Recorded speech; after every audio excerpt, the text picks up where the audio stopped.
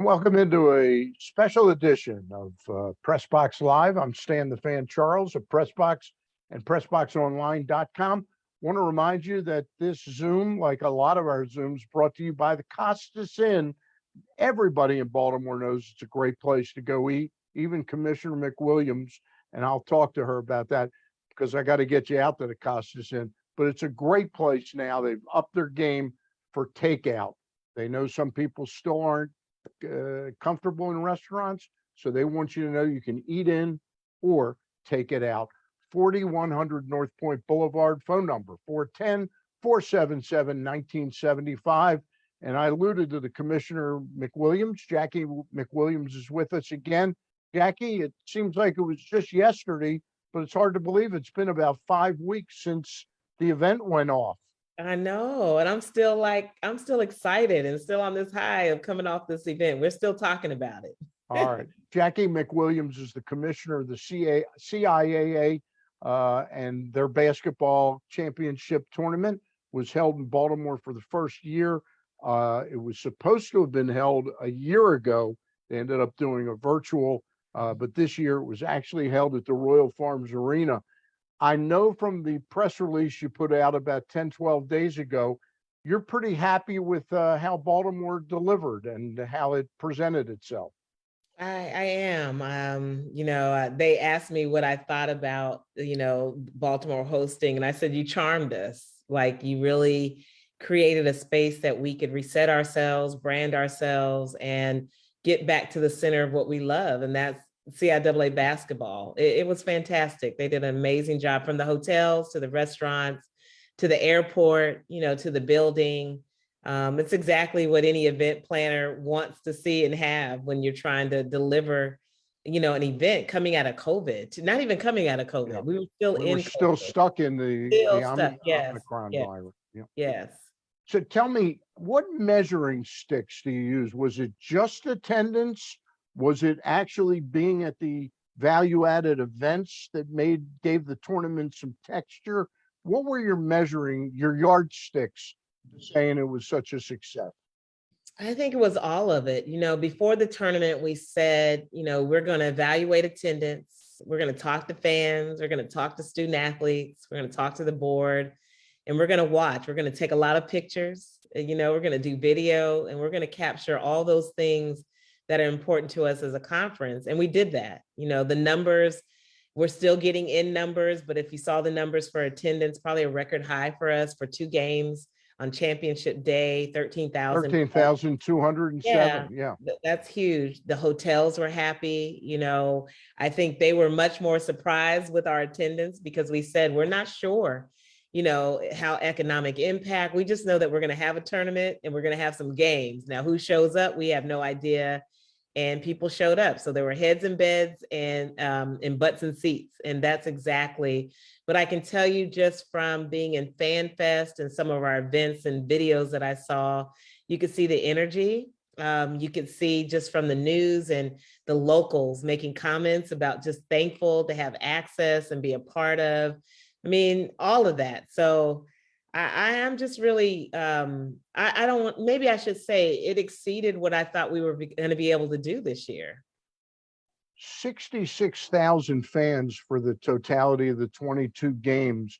Do you have any breakdown how many of those were out-of-towners coming and how many were local people that were sort of curious to say, hey, we got the CIAA event? Was it like 70% travelers that were following their teams? Do you know the breakdown on that? Yeah, we don't know yet. I know that Visit Baltimore is going to work on this economic impact. And so we'll get a sense of where people came from the surveys.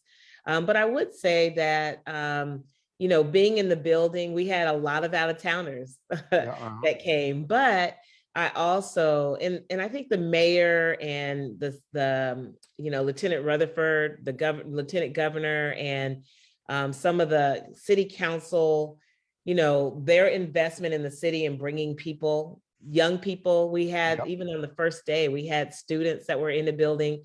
The CIAA also gave tickets to a lot of the schools in the area so that they can bring students. I think their parents were there as well. So I would say, for a first year, we had a lot of fans come from out of town just based on the hotel. But we also had a lot of locals who were just excited that we were there and came to the games. Were the places that events were held at, were they happy with turnout? If there was a bar or a restaurant that one of the events were at, were they happy with what they got out of it? Yeah, from the responses I've heard so far, yes. From talking to Al and the mayor, yes. I think for the first time in a long time, they've seen the city of the streets in Baltimore, Pratt Street, all of that just packed, with Yeah, cars. been a while. Yeah. Yeah, and at the end of February, I mean, that's probably a quiet time for most cities, but we came in and took over. I told them, be ready. We're coming to take over restaurants in your hotels. And I think the restaurants, a lot of good feedback. I know, hopefully restaurants will stay open much later Yep. because we don't finish games till 11 and midnight, in the beginning of the week. But on the most part, I've heard positive feedback. Just curious, the building itself, the Royal Farms Arena, what were the comments from people? Did they find it charming? Did they find it outdated, which we know it is? And I have to be honest with you, when I interviewed you the first time, about 5 weeks ago, I did not know that that was the last event that would be held there for close to or nearly a year. Talk a little bit about that. What assurances you have that it'll be up and ready for the 2023 CIAA tournament? Yeah, that's a great question because we had several conversations and meetings with the mayor's office and the developers and the building with some concerns about the building being ready. We will be their first event coming off the Coming out, renovation. right. So we were the first to be at the last to be out and the first Right. to be in. That's exciting. Their timeline is mid-January, which seems pretty progressive. Yeah. With delays with shipping and all that, we're praying that the building, but I feel like they're pretty confident about getting this building ready. When our membership and our board walked in and our athletic directors walked in after had seen what it looked like prior to us building it out, the comment was, I never could imagine that we could turn it. I knew we could because that's Yeah. the business we're in, but we formed that building. I think even Frank at the building was kind of in awe that we would fill the building and we transformed it to look like a venue that was inviting and had a lot of energy, from the board to the decor, to the VIP area that we had set up for, because we didn't have suites. We're used to having suites. And what I heard from the board even today was that, without having suites, it allowed them and our students and our fans to see them, come together as a board family with the rest of the membership. It just brought a different environment, Stan, that for me, it was, God, it was just amazing for me to see. It just confirmed how close we are as a conference. Yeah. I'll give you just a little humorous anecdote. I walked to when I left the COVID test, which, by the way, they did that very professionally because it seems already in 5 weeks like we don't even think about it anymore. We're walking without masks a lot of time. But when that started, there was really a strong COVID check before you could go into the arena for media. So when I left, I was rushing to get to the game start, and I saw this room that used to be like the media lounge, and it had like this little sign, Food Lion. And I said, oh, isn't that nice? They've got the Food Lion sponsors the media thing. And I walked in and I got something to eat and sat down, and a woman over there says, who are you with? And I said, Press Box. And she goes, well, what does Press Box do? And as we talked, it became apparent that I was a crasher. It was the Food Lion. It was the Food Lion corporate tent. So I wondered, how were the sponsors, aside from Food Lion, who were going to say there was this one guy that crashed, how did they feel that the event came off? I know you've gotten feedback from sponsors. Yeah, and I think it exceeded their expectation too. They had concerns with not being able to host their executives. And I can tell you that every one of our partners had executive leadership whether it was somebody right under the president to the head senior VPs. And that was nice, because then they got to see for themselves firsthand on what the investment is. And they got to spend more time with our board. They got to spend more time seeing the athletes. It was more of a hands-on for them. I think they appreciated what we were able to do in a building that nobody was used to, right? But then even the Fan Fest and the footprint of that, they were still able to deliver some of the things that they thought they weren't going to be able to do in Baltimore that we've done in Charlotte. So I believe they're pleased. We do our recaps with them for the next 30 days, and nothing negative at all. Everything is up and up. How can we help you make it better? Yeah, that's where I wanted to go next with how you can make it better. The 66,000, it sounds like a good number of people for 22 games, but on a per game basis, it isn't a lot. I understand that. And you're not going to have, even when you go to the NCAA tournament, you're going to have games in the afternoon where there's 3,000 people at games. But the 66,000 number, how does that grow? Let's say it's here for a while. How can you grow that by 10 or 7 to 10 next year and 7 to 10 the next year, where it really becomes more? Is that only going to be happening if it's local people that get interested in the event, or is that getting more travelers, or is it a combination? I think it's a combination. I mean, we've talked about that. I mean, again, we're surprised that we had that many in this year dealing with COVID, requiring masks and testing.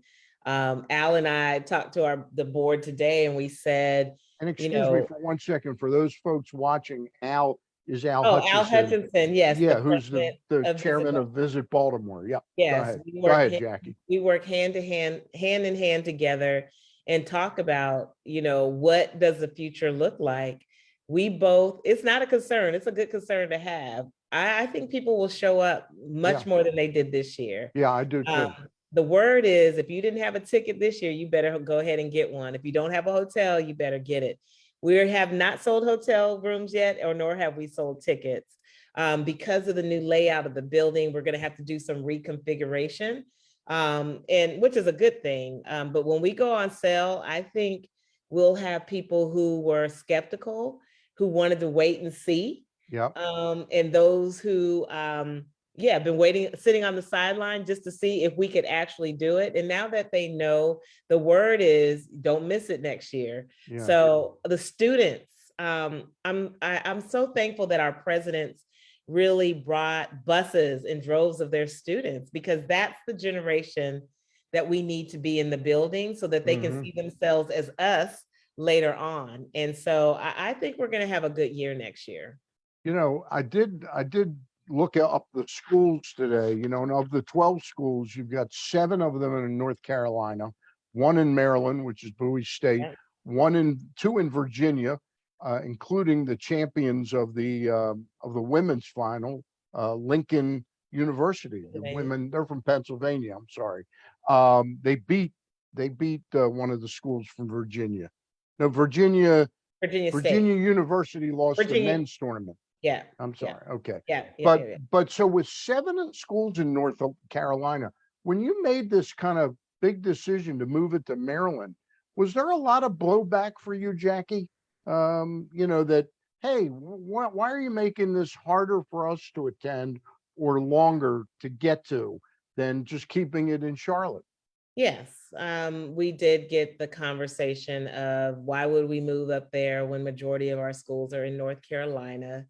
We're not going to travel that far. We're concerned about public safety. We're concerned about weather, and the list goes on. We vetted all of that out prior to, and I would tell you, very pleased with Major Corbett and the public safety, the whole team, with that, ambassadors, and just really welcoming, and also being visible and available to our fans in the footprint.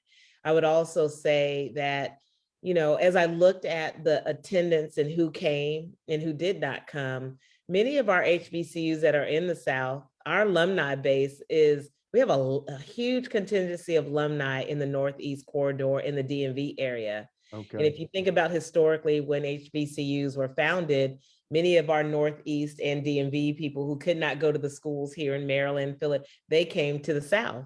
Right. And so some of them stayed and some of them moved back. I think what you saw at our tournament is that corridor of fans who do not want to go to the South, but went to some of those schools, but really want to be a part of this, this next wave of the CIAA in Baltimore. And, you know, Lincoln University president said, we had more fans ever, you know, we couldn't get them to Charlotte. And now I have fans flying in from California and all across the country to be at the tournament. So it's a different fan base, but we are still getting some of those diehard CIAA fans from the North Carolina corridor. All right, the winners again this year were Fayetteville State. They beat Virginia Union University 65-62, and Lincoln in Pennsylvania, Lincoln University defeated, why didn't I write that down? Elizabeth City. Yeah, Elizabeth City, 67-52. And it was Lincoln's first ever CIAA tournament victory, correct? Yeah, of any kind. It was. I mean, that was their first. They have been in the championship before, but this is the first time that they won.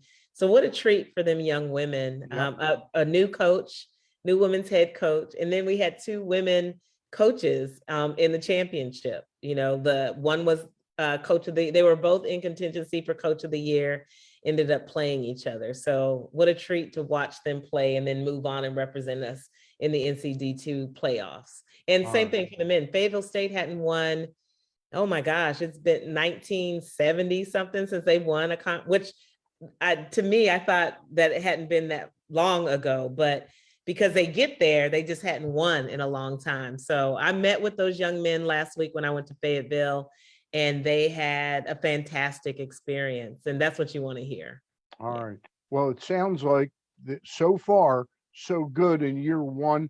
It looks like the dates next year, I'm not pinning you down, but you kind of concurred with my assessment, will be February 21 to 25, Tuesday through Saturday. Yes. Again, it'll be at the Royal Farm, the newly refurbished Royal Farm Arena. We'll have you back on sometime much sooner than waiting a week out from the tournament. Will you be in Baltimore periodically to deal with things here and CIAA and all that? Yeah, we'll be. You know, what we do too as the host city, we host our annual meetings. So we'll be there in May with a lot of our membership to host our conference meetings up there. We'll host a board meeting. We were going to host our board meeting the same time, but we've got obviously some scheduling issues, but we will be there every other month planning. So yeah, Baltimore is like kind of our new away home, our home away from home. I want to get you out sometime to the Costas Inn to get a sample of crab cake. Are you a crab fan? You eat steamed crab? Yes. Yeah, okay. Well, they've got the best in town. All right. She is Commissioner Jacqie McWilliams. I'll go through Ben and find out when you're going to be in town. You'll let me know. Okay. Absolutely. She's Commissioner Jacqie McWilliams, an impressive woman. And on the heels of the CIAA's first year, I do have one other question for you. Sure. Because it was originally a 3-year deal, and I asked you this 5 weeks ago, it was originally a 3-year deal. Year one was kaput because of COVID. Is there any chance that this will be here a third or maybe even a 4th year? Yeah, I think so. Our board will meet. They'll meet in probably the next few weeks to talk about the extension and then what's been presented for that. I think there's a great chance. Our board was extremely pleased and really wants to give Baltimore a chance to make up for the year that they lost. Yeah. So. All right. Thank you again, Commissioner Jacqie McWilliams from the CIAA on this Zoom Press Box Live brought to you by the Costas Inn. Jacqie, we'll talk to you soon. Okay. You got an infectious smile. Really tremendous. Oh, thank you, Stan. Appreciate you guys. Can't wait to see you. Good work. Keep up the good work. All right. Thank you so much. Bye-bye.